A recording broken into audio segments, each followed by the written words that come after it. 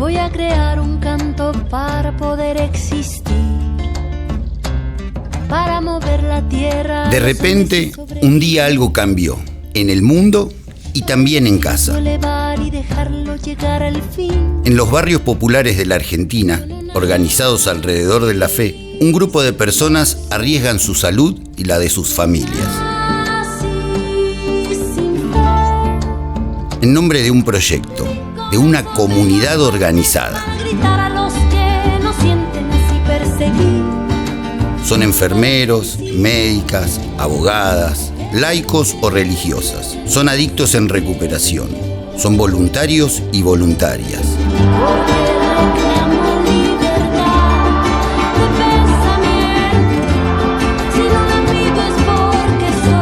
Hacen lo que nuestra gente necesita y no esperan nada a cambio.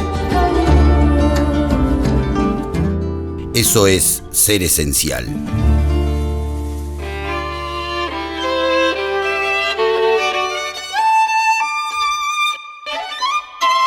Llegué a la ciudad de Zárate. Aquí es donde está un lugar extraordinario. ¿Qué tal, Marcelo? ¿Cómo estás, Diego? ¿Cómo estás? ¿Bien? Todo bien. Bueno, este es el hogar que empezamos acá en este container. Era el container que terminó siendo el hogar. Ajá, la primera parte del hogar. Eran 2 containers que los tuvimos que unir. Y bueno, se empezó a trabajar con esto en los primeros tiempos. ¿Y ahora cómo está? ¿Más grande? Sí. ¿Podemos pasar a verlo? Pasamos. Permiso. El hermano Marcelo fundó y lleva a cabo esta misión desde hace 20 años.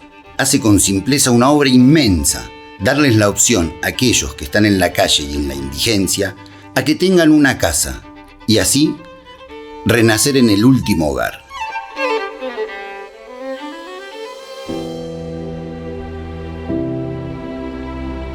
Claudio fue un hombre que siempre dijo que él era responsable de haber perdido su familia. Yo me acuerdo que él lo único que me había dicho es que daba gracias a Dios que existía este lugar porque había vivido 15 años con dignidad. Y eso lo hacía sentir que Dios lo había perdonado, ¿no? Y me acuerdo que él lo único que me dijo que sentía no haberle podido pedir perdón a sus hijos, ¿no? Y a mí lo que me salió decirle es que, bueno, que ya Dios se iba a encargar de eso, que él estaba tranquilo, ¿no?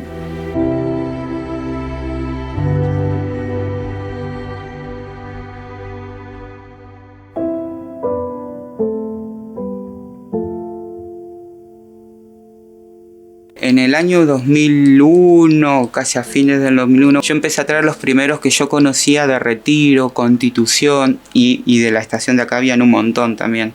Les preguntamos si querían venir a vivir en una casa, muchos te decían que sí, otros te decían que no.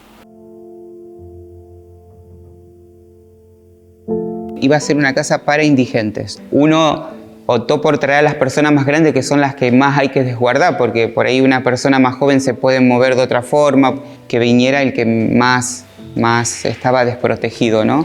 No es tuya, de Oscar. Tengo abuelos psiquiátricos, esquizofrénicos, personas con problemas de bronquio, o sea, porque han vivido mucho tiempo en la calle, fumado mucho.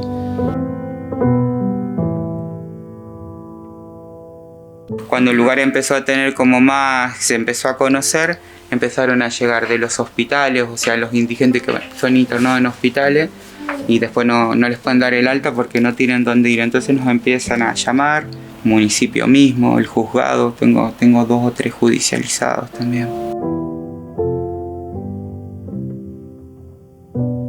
Y bueno, somos 3 personas para atenderlo. Eva, Elsa, que son empleadas municipales, que es la ayuda que nos da el municipio, y yo nomás. Y después la gente que nos ayuda desde afuera, ¿no?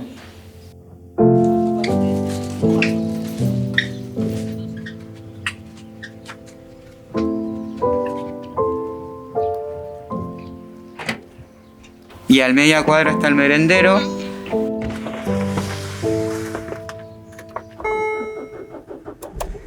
Normalmente vienen 8:30, 9, empiezan a venir los chicos. Pero yo normalmente voy más antes, preparo los mates porque cuando vienen algunos no han tomado nada todavía. Cuando recién se empezaron con los primeros 9 abuelos, venían 100 chicos a tomar la leche junto con los abuelos. en el comienzo, que son los papás de los pibes que vienen ahora al merendero, la mayoría, ¿no?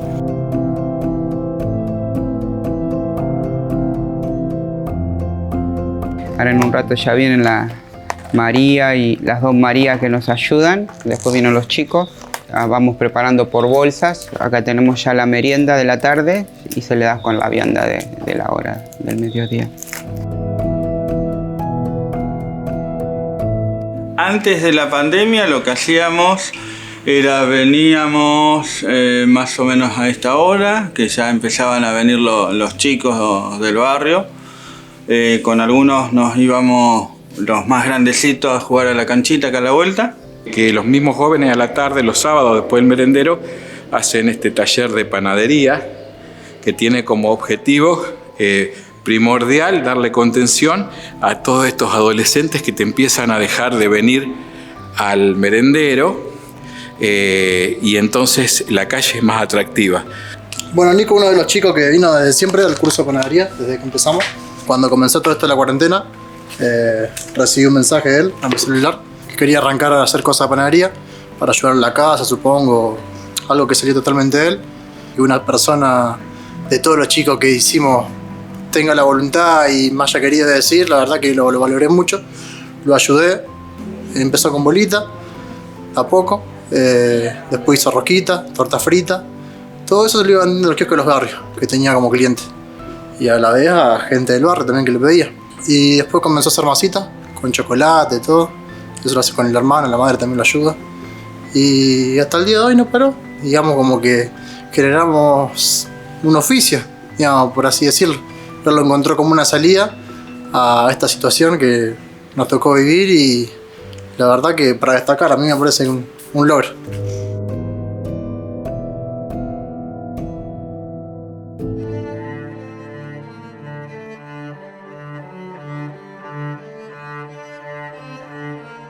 Yo soy natal de Zárate, mi familia es evangélica y bueno, cuando yo tenía 14 años por un grupo de amigos me fui a los Scouts, me fui de mi casa casi a los 13 años, ¿no? Me fui a vivir solo y estudiaba, iba a la escuela y trabajaba. Empecé a trabajar a los 12 años. Yo tenía un crucifijo muy viejo que era de mi papá, que yo siempre se lo sacaba. Y no sé, sentí como que el crucificado me decía que lo siga y mi primera palabra de que quería ser religioso quería ser monje sin saber lo que era monje, ¿no? Después un monje fue mi padrino de confirmación y ese monje me dijo que él sentía que mi vida era para una vida activa, ¿no? Y me dio un libro de Madre Teresa donde hablaba de los hermanos. Estuve 2 veces en Haití. Primero estuve por 3 meses y me costó muchísimo. Fue una experiencia muy chocante, muy dura, porque bueno, es una pobreza extrema, ¿no? O sea, miseria más que pobreza, ¿no? Y me fue chocante, me fue muy difícil. Yo creo que esa pasada por Haití me hizo entender de que a veces los problemas de uno no son nada con los problemas que tienen los demás, ¿no? Con otras personas, ¿no?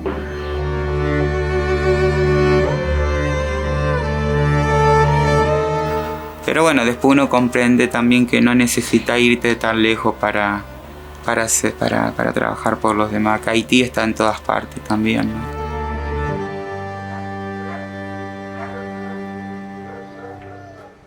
Bueno, ¿qué va a hacer de comer hoy, Elsa? Patitas al horno con papa, huevo, zanahoria y alberja. Una ensalada. Me angustia mucho esta situación, ¿no? Por ejemplo, yo tengo abuelos crónicos que tosen todo el año y entonces yo le decía al médico, ¿y cómo hago ahora si toses? Nada, me dice, porque va a seguir tosiendo igual, se van a engripar igual. El médico me dice que voy a notar algo diferente y me voy a dar cuenta, ¿no? Entonces, bueno, estamos pendientes de tomarle la fiebre, de preguntarle si sienten algo raro, y por ahora vamos bien. Todos los días le tomamos la temperatura a la mañana y a la noche y lo anotamos. Y bueno, si llegamos a ver que tienen algún síntoma, avisamos enseguida al médico. Pero por ahora no han presentado ningún síntoma en estos meses, ellos siguen estando todos bien.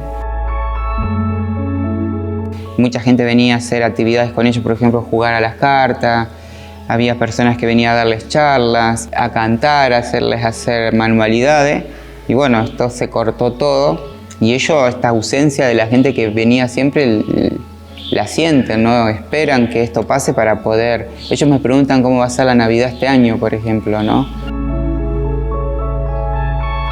Y de una forma u otra esto nos cambió la vida a todos, ¿no? O sea, pero bueno, yo creo que a partir de esto vamos a pensar un poco diferente, ¿no? Esperemos.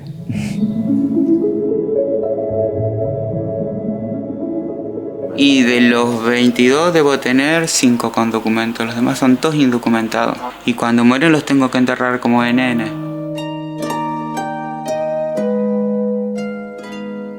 Muchos de ellos, cuando han venido los derechos humanos de La Plata a intentar de hacer las huellas y todo eso, pero dicen que no se pueden conseguir las partidas de nacimiento, no coinciden lo que ellos dicen. Entonces es imposible.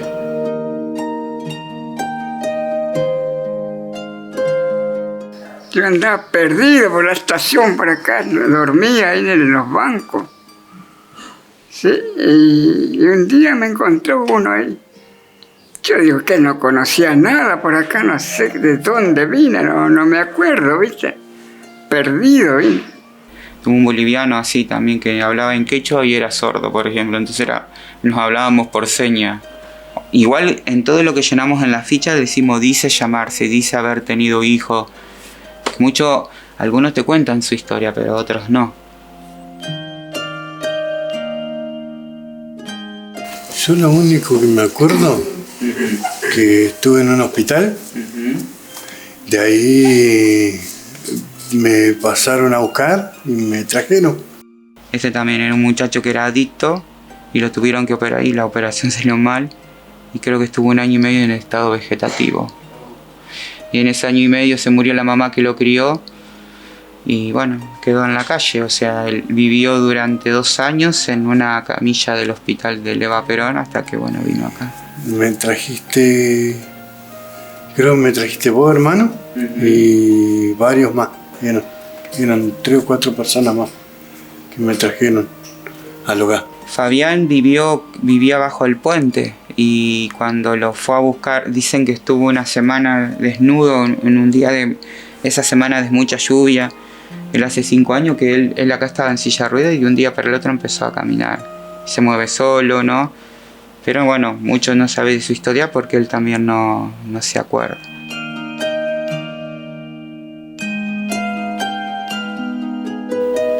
Pero sí, la mayoría de ellos tienen unas historias muy tristes y muy raras, ¿no? O sea, de abandono total, ¿no? Y cuando me dijo que se ría, digo, tiene 3 anchos de espada en el bolsillo ese viejo,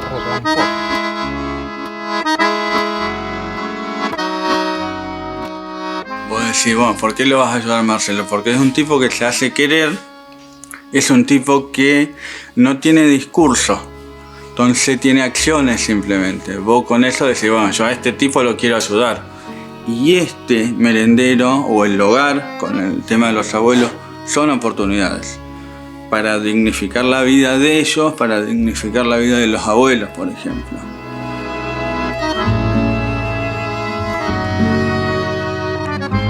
Presencia cargada de amor que hace que la persona empiece a ser persona o a sentirse persona, que es tenido en cuenta para otros. Los 2 puntos de la vida y que muchas veces son tan olvidados, ¿no? Porque bueno, unos porque ya están más cerca de otro lado, entonces ¿para qué ocuparnos?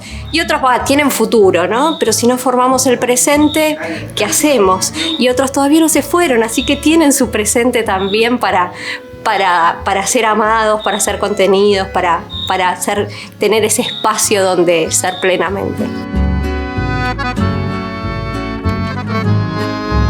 Y cuando uno conoce a Marcelo y conoce su obra, es su vida es su obra, su vida es ayudar, no es un pedacito de su vida, es todo.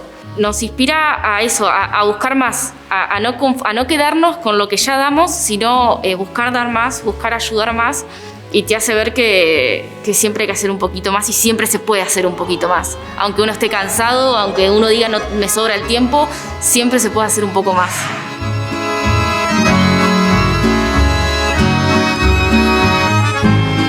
A mí me pasaba que cuando un abuelo me moría, Me costaba mucho ver la cama vacía los primeros días, me causaba una tristeza. Y Orlando, como sabía que a mí me hacía mal ver la cama vacía, él cuando se llevaban el abuelo, él se pasaba esa cama para que esté la cama ocupada, ¿no? Cada uno tiene una experiencia linda de vida, ¿no? Y que he aprendido mucho de ellos también, ¿no?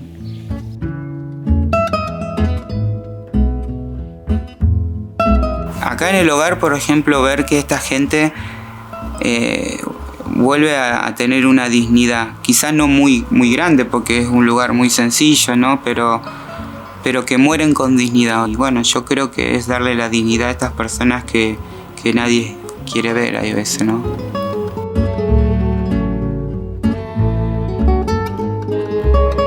Uno tiene que aprender a ver en cada ser humano algo de Dios en cada uno, ¿no? Entonces yo creo que verlos a ellos es lo que más me acerca a ver a Jesús, ¿no? Al Jesús verdadero, ¿no? Porque no es un Jesús místico, ¿no? Sino es Jesús que está en cada ser humano, ¿no?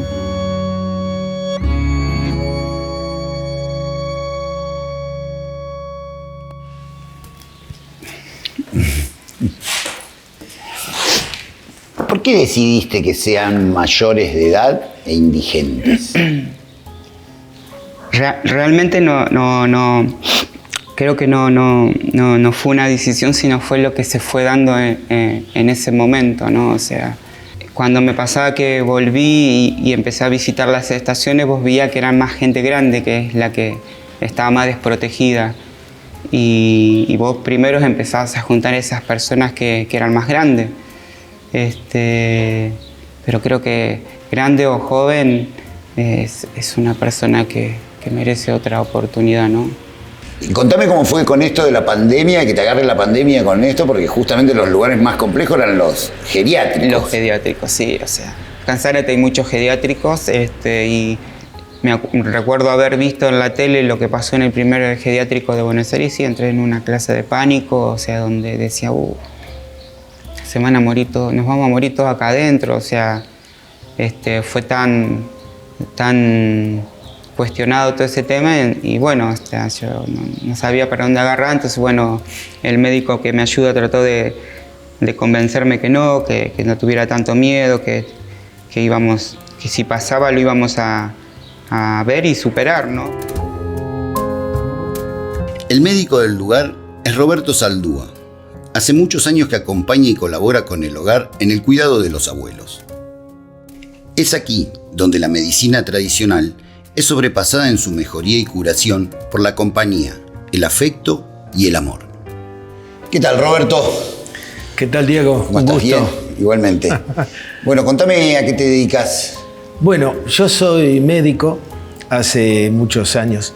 Yo hago una modestísima labor, que es que cuando él tiene alguna dificultad con los abuelos, me dice, o cuando el abuelo se enferma, o muchas veces cuando el abuelo fallece, porque a veces el abuelo fallece, son todas personas que han tenido una vida muy dolorosa, los abuelos, y que por supuesto cuando entran acá, surge la vida, se hacen amigos, a veces hay pelea como todo, como me cuenta Marcelo, pero lo fundamental es que se labra una amistad y eso hace que ellos reviven, soy testigo. Él va en los costados de las vías cuando corrían más los trenes, él sabe dónde están la persona que es linchera, dónde está la persona que está abajo del Teatro Colón o en una terminal de trenes, él sabe dónde está, porque él va a buscar, él busca al que está al último, él busca al último, o sea, a la persona que no tiene ninguna ventaja económica, no tiene una pensión, no tiene familia, él busca a aquel que está en las últimas y le tiende una mano y lo invita con todo respeto. Mirá, hay un hogar, vas a tener comida caliente, vas a tener abrigo, ¿querés seguir viviendo así? Y algunos le dicen que sí, que mi vida es andar, mi vida es arreglármela. No quieren encierro, algunos. Pero otros, y ahí está la revitalización, otros le dicen, sí, a ver, ¿qué es eso? ¿Dónde es? Y entonces vienen y viven acá. El abuelo Genaro es uno de los más antiguos del hogar Sagrado Corazón de Jesús. Su palabra es un ejemplo de lo que es esperar la muerte en la calle o renacer en un hogar. ¿Cómo estás, Genaro? Bien. ¿Bien? Bien. Lindo día hoy, ¿o no? Lindo día especial, sí. Lindo viento, hay vientito y un sol, sí. ¿Y cuánto hace que estás acá, Genaro? Y hace como 18 años, sí. Hace mucho. Ah. Sí, yo cuando vine estaba el hermano allá haciendo la pared, estaba del frente. Sí. Y me trajo otro acá, ¿viste? Para que... Me dice si querés ir a comer, porque yo no tenía dónde vivir, dormía en la estación. Estabas en la calle vos. Claro, sí. ¿Y un compañero de la calle te dijo, vení, vamos a comer ahí? Uno me dijo así, no tenés nada que comer, nada. Yo digo, no, si no tengo trabajo, no hay nada. Y allá yo chupaba a lo bestia, hasta querosén tomaba. Pero, Dios. Sí, ¿sabés? Lo que encontraba tomaba. Sí. ¿Y acá pudiste zafar de todo eso? Y acá zafé todo eso, sí, yo si salgo afuera me tomo. Y estuve internado también, el doctor me dice, si tomamos una copa así de bebida, olvídate. ¿Con qué frialdad, con qué naturalidad juzgamos a una persona alcohólica? ¿Con qué rutinariedad decimos, ahí va el borracho? Marcelo lo que hace es descubrir, no solo descubrir a un hermano ahí, sino también que es una persona enferma, que ha enfermado, que tiene una historia de dolor social, familiar, una persona que seguramente tiene una historia biopatográfica, le podemos llamar, dramática. Cayó en la soledad, cayó en el alcoholismo, rodó y allá fue o a una zanja o a un rincón en una estación y ahí va Marcelo. Lo hace amigo. Y acá tenés todos estos otros que son tan amigos como ahora somos nosotros dos. Eso es revivir. Ese es el sentido de la vida. Este es el espacio donde recordamos a los que pasaron por acá, ¿no?